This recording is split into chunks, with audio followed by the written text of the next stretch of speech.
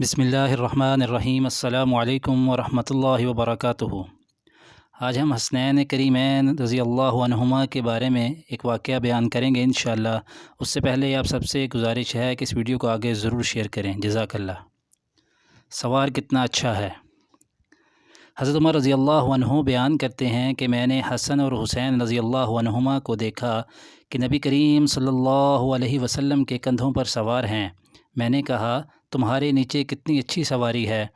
نبی کریم صلی اللہ علیہ وسلم نے میری یہ بات سنی تو ارشاد فرمایا وَنِعْمَ الرَّاكِبَانِ، اے عمر سوار بھی تو کتنے اچھے ہیں۔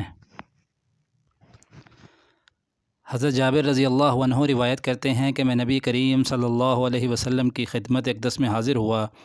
میں نے دیکھا کہ آپ صلی اللہ علیہ وسلم نے امام حسن اور امام حسین رضی اللہ عنہما کو اپنی پشت پر سوار کیا ہوا ہے، اور آپ صلی اللہ علیہ وسلم دونوں ہاتھوں اور دونوں گھٹنوں کے بل چل رہے ہیں۔